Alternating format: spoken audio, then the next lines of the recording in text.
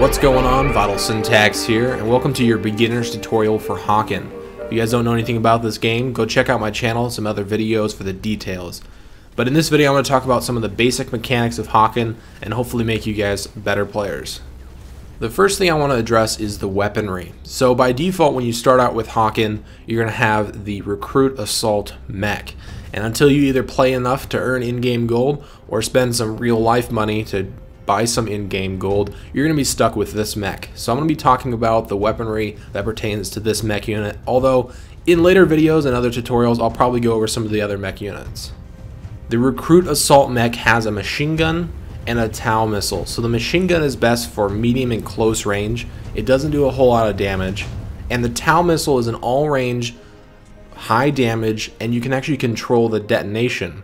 So after you click right mouse button to shoot out a Tau missile, if you press the middle mouse button, then it'll actually detonate whenever you press it. So you can detonate it before it actually hits some type of surface or hits an enemy. So a good technique to use with the Tau missile is if you shoot it out and it either misses your opponent because you were a little bit off with your aim, or you're at longer ranges and it's just not accurate enough.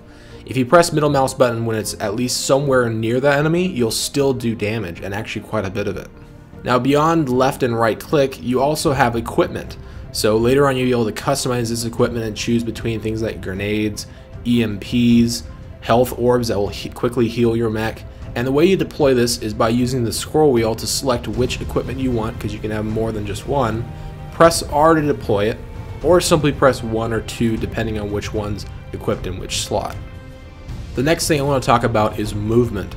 So a big component of moving in this game is fuel, and you want to save as much fuel as you can for when you're in actual battle or engagements with enemy players.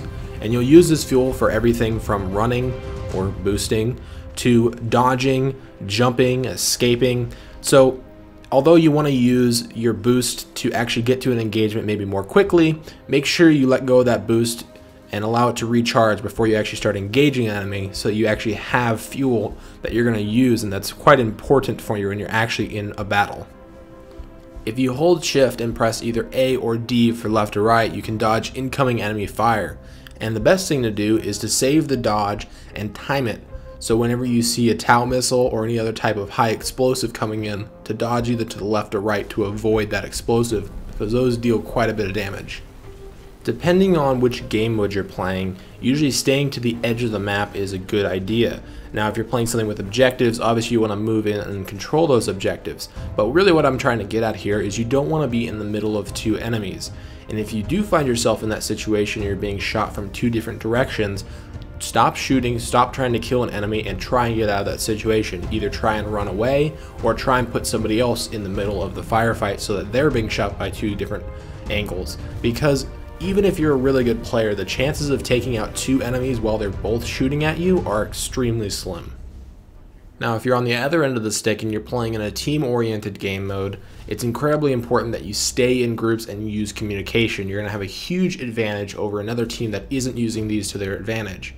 You'll be able to take out enemy mechs in groups way more easily, and you'll also be able to cover each other while you repair your mech and get ready for another engagement. Depending on the map you're playing on, verticality can have a huge role in Hawken. So having control of high ground can be the most important thing you do in a gun battle. You can easily inflict splash damage with your Tau missile on enemy players, while they're going to have a lot of trouble trying to hit you if they don't have a surface to bounce any of their missiles or any of their other explosives off of. In this game, the radar is always on, and whenever you move, you show up on the enemy's radar. Now that radar does have limited range, and there's a couple skill upgrades you can do to affect the radar, but just keep in mind that if you need to go AFK or repair your mech or just stay hidden, to move to a safe location, a remote location, and don't move.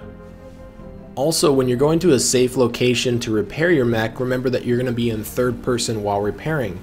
So it's a good practice to get into a area or a spot on the map where you can see around corners while in third person, so that while you're repairing you can actually look out for enemies, and if you see one coming you can stop repairing in time before he starts shooting at you. Now I want to move on to just some general tips to help you guys improve at Hawken. The first one is in regards to overheating. So if you hold down your machine guns or shoot too many rockets, over time your mech is going to overheat. Now you'll get some warnings on screen when you're getting closer to overheating, and just remember that if you do overheat, you're not going to be able to shoot any machine guns, any rockets, any type of guns at all you'll be able to do is move around and still dodge and hover, and that's a very bad situation to get yourself in. Now there's a couple different skill upgrades and even equipment that you can use to affect the amount of overheating or how quickly you recover from overheating, but just remember, if you're in a situation, it's usually better to stop shooting and let your system cool down than to overheat. There's also a piece of equipment called an EMP. Now you're not going to get this maybe until a little bit later on in the game, but what the EMP does, if you shoot it at an enemy, it'll actually shut down their system just like as if they overheated. Now the problem with the EMP is that if you do it in close range, the blast radius of the EMP can actually affect your own mech, and you can actually end up shutting your own mech down. So just remember, if you're using the EMP grenade, don't use it in close range, because chances are you're going to shut your own mech down too, which is just going to put you even in a worse situation.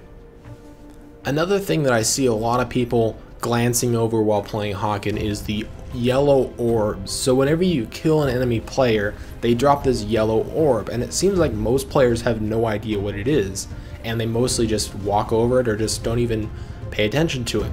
These yellow orbs are incredibly important, and they actually even show up on your radar as little white dots. Now what they do is if you stand close enough to them, they'll actually repair your mech, which is incredibly valuable if you're in a situation where you have low health to your mech because you were just in a gun battle, but you don't have time to repair your mech because there's another enemy incoming, which happens all the time in Hawken. Then it's incredibly important to grab or stand close to that yellow orb, or even a couple yellow orbs if you see others laying just around the map, because often people just leave them there and they don't even pay attention to them. You can easily get your mech back to full health without even having to repair it. If you guys don't have any friends that are playing this game, then try and find some, because you'll have a huge advantage over other teams that don't have communication, that don't have groups that they're playing with. So if you can, try and play in a group while playing Hawken if you're playing a team-oriented game mode. After you play a couple matches, you'll probably have leveled up your mech a couple of levels, and every time you level up a mech, you actually get a skill point to spend on that specific mech. So remember to go back to the garage, look at your upgrades for skills, and you can increase things like weapon damage, weapon fire rate, decrease incoming damage, increase mech movement. There's a ton of different upgrades that you can make to mechs that will make a huge advantage when you're playing Hawken. This is a free-to-play game, and you don't have to spend a dime if you don't want to. You can unlock basically everything in the game by just playing and unlocking in-game experience and gold points to spend on your mech, upgrade your mech, buy new weaponry. Now if you want to get a slight advantage and get those upgrades and new mechs and weaponry a little bit quicker, then you can buy in-game gold with either a credit card or a PayPal account and buy in-game gold with real money. Now, like I said, it's a free-to-play game, so you don't have to do this. It's all up to the player, but if you want to get a slight advantage and also support the developers of a game maybe you really enjoy, then why not?